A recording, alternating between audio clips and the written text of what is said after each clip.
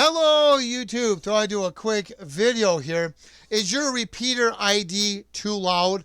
Well, I have a simple way we can turn the volume down just on the repeater ID that will not affect the whole volume on the overall system. Okay, we're going to use a free program. I'll post that link in the description below called Audacity. I think I'm saying that right.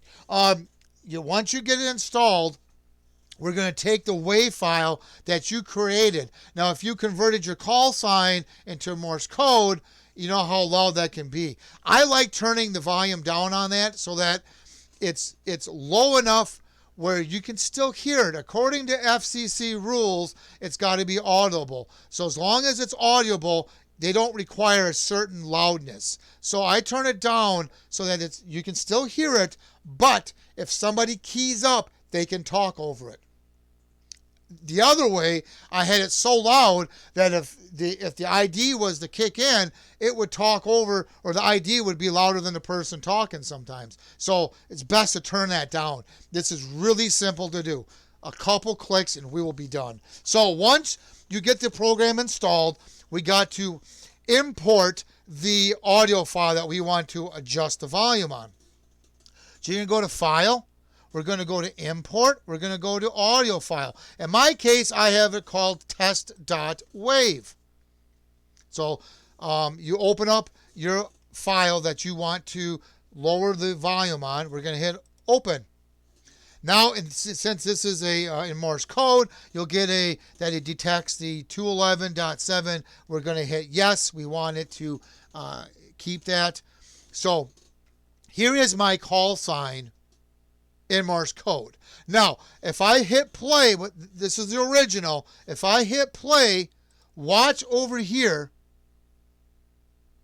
It's about -12 we're getting up to. Okay? So now I want to turn that down. So all we got to do, we go to Effects.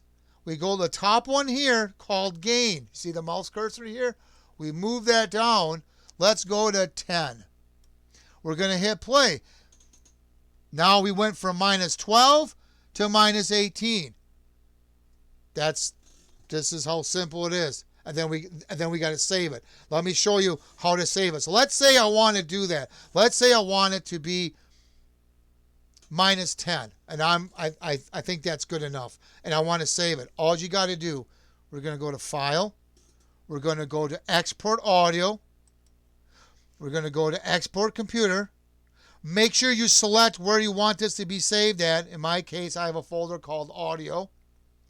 But here's what I'm going to do differently. I'm going to do this -10 because that's the setting. I'm going to make a few different files. What I mean by that is, so I'm going to save this. Remember, -10 is the level I have the gain set. So let's go to -15. I hit play. Now we're getting down to 24. Before it was, the original was 12, 18, 24. Now I'm getting it even lower. So let's save that, but I'm going to name that file -15. We're going to go to File, Export Audio, Export to Computer. I already selected the folder, so I don't need to reselect it. We're going to go -15. And then we're going to hit Export.